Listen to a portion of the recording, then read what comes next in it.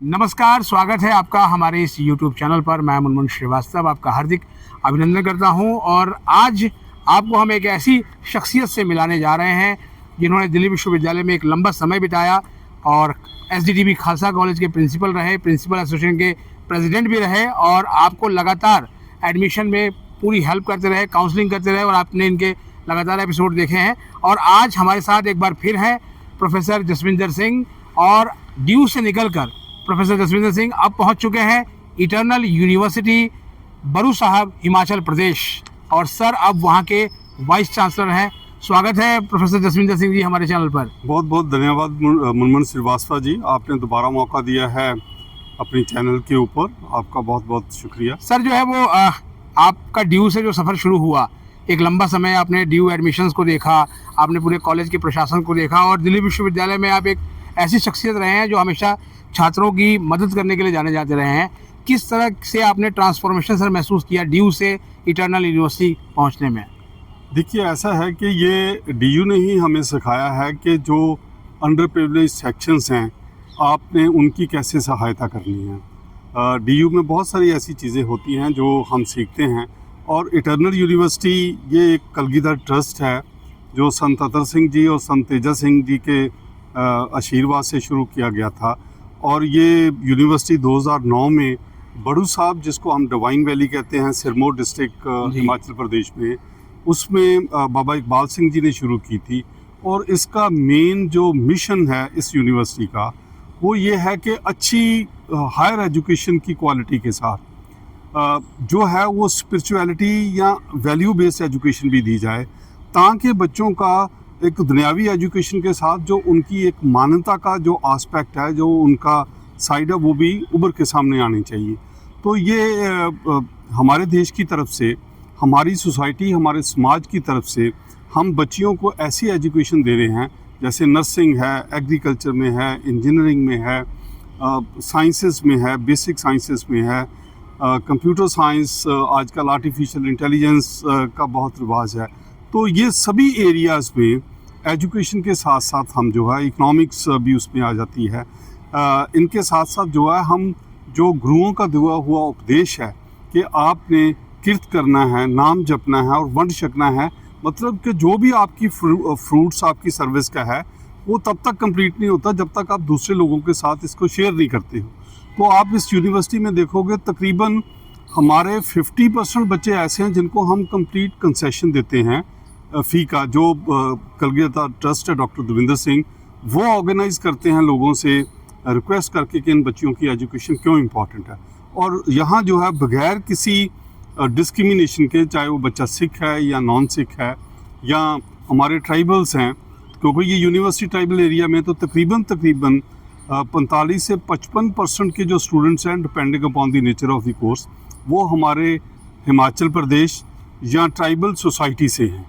और पर्पस भी हमारा ये है कि इन बच्चों को जो है ना वो सम्मान दे के, उनको एजुकेशन दे के हमारी सोसाइटी में, समाज में आगे लाएं। तो सर ये तो बहुत ही एक यूनिक कॉन्सेप्ट है, चूँकि पूरा गर्ल्स का ही रेजिडेंशियल कॉम्प्लेक्स है पूरा, ठीक है, कि जहाँ पर फैकल्टी, स्टाफ और स्टूडेंट एक साथ रह रहे हैं। तो ऐसा सर ये मतलब कितने बच्चे अभी यहाँ पर हैं एनरोल्ड? तकरीबन हमारे पास इस टाइम 1300 के आसपास, 13 का वैसे भी सिखिज्म में बड़ा गुरु नानक साहब का एक कॉन्सेप्ट है 13-13, जिसमें उन्होंने मोदी खाने में ये, और अंग्रेज जो है वो 13 को बिल्कुल अनलकी बनाते हैं वो अनलकी मानते थे। हाँ। पर ये जो 1300 के आसपास हमारे पास स्टूडेंट्स हैं और ये कम्प्लीटली रेजिडेंशियल टीचर्स के लिए भी है और स्टूडेंट्स के लिए भी है। इसके साथ साथ हमारी बहुत सारे स्कूल्स हैं IB एफिलिएटेड, CBSE एफिलिएटेड, जो भी सारे के सारे गांव में हैं। वो पर्पस ही इनका ये है कि हम टीचर्स को और स्टूडेंट्स को एक कॉमन प्लेटफॉर्म पे लाके, वो तो टीचर्स जो है रात को भी अवेलेबल है, लाइब्रेरी खुली है हमारी, बच्चे कभी भी आके टीचर्स के साथ इंटरेक्ट कर सकते हैं अगर उनको कन्वीनियंट हो। इंटरेक्शन की बात है, जैसे आपके यूनिवर्सिटी के बारे में हमने जितना पढ़ा उसमें यह है कि हर 10 बच्चे पे एक टीचर है। बिल्कुल, वो 1:10 की रेशो है। वो हमारे ट्रस्ट का भी ये मिशन है कि बहुत ज़्यादा बच्चों की क्लास में ओवर क्राउडिंग ना हो और इन बच्चों को जो पहली दफ़ा, बहुत सारे तो फर्स्ट जनरेशन लर्नर्स हैं हायर एजुकेशन में। आप तो मुनमुन जी, आपने तो बहुत बच्चों को ऐसे को कवर किया है, इनकरेज किया है। तो ये वो ही मिशन है जिसमें बच्चों को जो है एक इंडिविजुअल अटेंशन दी जाए। यहाँ मॉडर्न एजुकेशन टेक्नोलॉजी के साथ साथ उनका ऐसा ध्यान रखा जाए कि उनकी ओवरऑल जो पर्सनैलिटी है और हमारे इंडियन एथोस में जो हमारी स्पिरिचुअलिटी का कॉन्सेप्ट है उसमें हम बच्चों को एजुकेशन दें ताकि वो एक कंप्लीट इंडिविजुअल की तरफ से तो सर जैसे कि आपकी जो यूनिवर्सिटी है तो इसके अंदर अभी सर 16 साल हो गए लगभग इस यूनिवर्सिटी को। हाँ जी। और आपको ज्वाइन किए भी मेरे 1.5 साल से अधिक समय हो गया वहाँ पर। तो क्या बदलाव सर? एक बदलाव तो हमने यहाँ पढ़ा कि ERP बेस्ड सिस्टम हो गया पूरा आपके यूनिवर्सिटी का।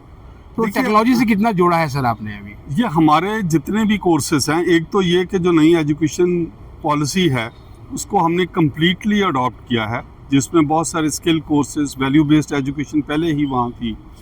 तो जो हमारे जो कोर कोर्सेज हैं, इलेक्टिव्स हैं, उसमें बहुत सारी चॉइस है बच्चों को, तो जो इस यूनिवर्सिटी में ये बच्चों को दी जाती है।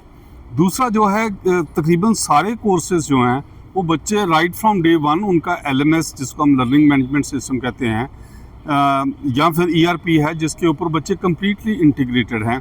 वो किसी भी टाइम उनके पेरेंट्स या बच्चे अपनी एवेल्यूएशन, टीचर्स ने क्या उनको असाइनमेंट्स दी हैं, क्योंकि ज़्यादातर ये एक्टिविटी बेस्ड लर्निंग है, हैंड्स ऑन हम ज़्यादा देते हैं। नई एजुकेशन पॉलिसी में भी ये बात की गई है, मगर यहाँ जो है क्योंकि बहुत ज़्यादा फील्ड्स हैं, जैसे एग्रीकल्चर में कम्प्लीटली स्टूडेंट्स फील्ड्स में जाके सीखते हैं, नर्सिंग में कंप्लीट हमारी जो हॉस्पिटल है वो साथ में अटैच्ड है।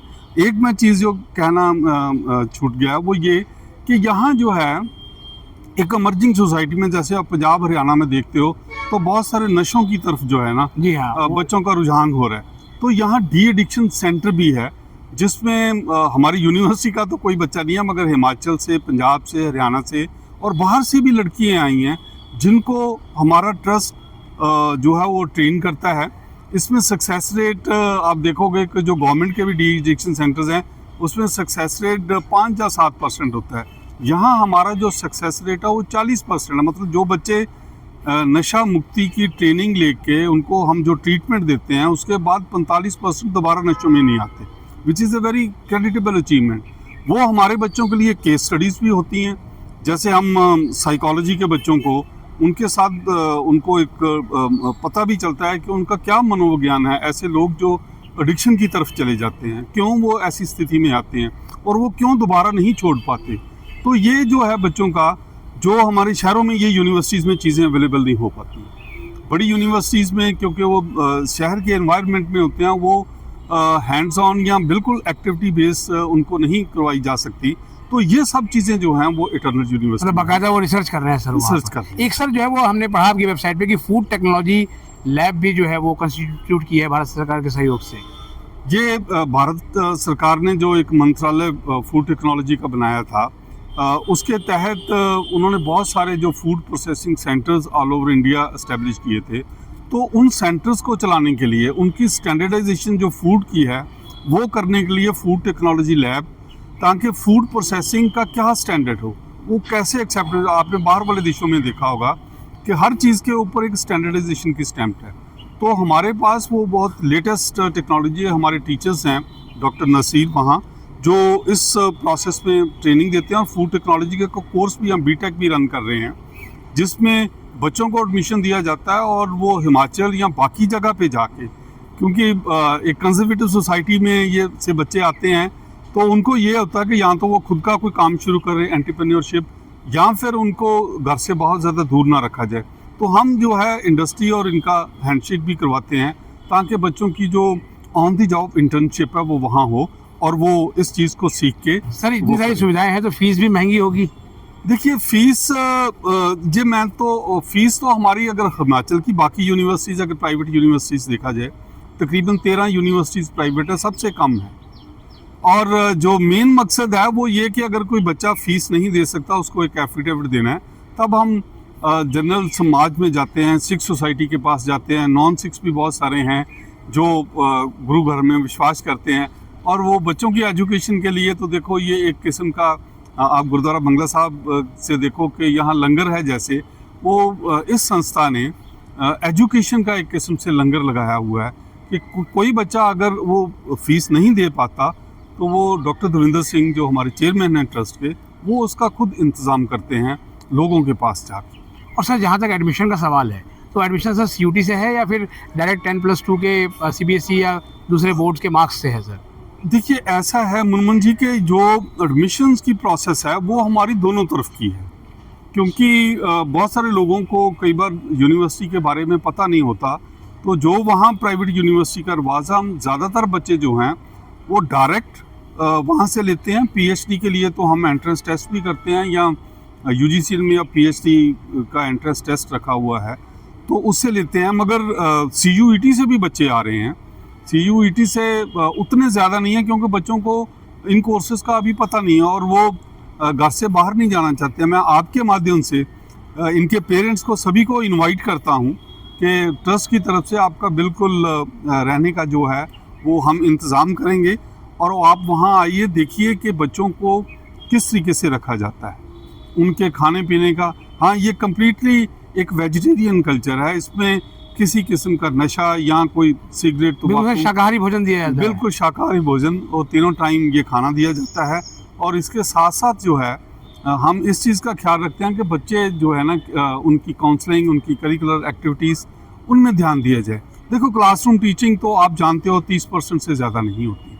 ज़्यादातर हम इनका फील्ड में या इनकी लैब्स में इनके साथ टाइम लगाते हैं। और सर स्कॉलरशिप और प्लेसमेंट्स की क्या स्थिति है सर?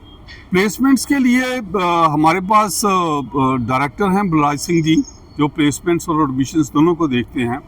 और स्कॉलरशिप्स का ये है कि हम इनके बिहाफ पे गवर्नमेंट के बहुत सारे स्कॉलरशिप्स हैं, जैसे SC ST के बच्चे जो हैं, हम उनके बिहाफ पे उनको कोशिश करते हैं कि वहाँ से स्कॉलरशिप मिले। बहुत सारे स्टेट स्कॉलरशिप्स हैं। इसके अलावा हमारे जो प्राइवेट स्पॉन्सरशिप्स हैं, हम उनको भी कहते हैं कि आप इनको स्पॉन्सर करो। हम CRSR फंड्स के लिए भी कोशिश कर रहे हैं कि जितना ज़्यादा हमें CRSR फंड मिले उसका हम इस्तेमाल करके इन तो बच्चे सर जो है वो बड़ी कंपनियों में प्लेस्ड भी हो रहे हैं यहाँ से? बिल्कुल, वो बच्चों की प्लेसमेंट है। अभी 2 बच्चे US में फूड इसमें मैनेजमेंट के, हमारे कैलिफोर्निया में एक बड़ी अच्छे जो आईवी लीग यूनिवर्सिटी है उसमें उनको PhD में एडमिशन मिला है। बहुत सारे बच्चे यहाँ गुड़गांव और बेंगलोर में सिलेक्ट हुए हैं। नर्सिंग के बच्चे आप देखोगे कि बहुत सारे आर्मी ऑफिसर्स नर्सिंग के तौर पे लिए जाते हैं, लेफ्टिनेंट के स्टेज के ऊपर। तो हमारे बहुत सारे बच्चे वहाँ हैं। गवर्नमेंट जो हमारे हॉस्पिटल्स हैं, चाहे वो चंडीगढ़ है या हिमाचल प्रदेश है, इवन दिल्ली में जो मेडिसिटी है, इसमें भी हमारे बच्चे हैं। तो प्लेसमेंट्स कुछ ही कोर्सेज में तो 4 साल का कोर्स है, तीसरे साल वो प्लेसमेंट हो जाती है। कोर्स पूरा होने से पहले ही, क्योंकि उसकी रेपुटेशन इस किस्म की है। एग्रीकल्चर में जो है वो एग्रीकल्चर की कंपनीज आती हैं। हम बच्चों को एंटरप्रेन्योरशिप की तरफ लेके जा रहे हैं। MSME को हम एक्सेस करते हैं, जो micro small and medium industry, जो गवर्नमेंट ऑफ इंडिया की वो स्कीम है।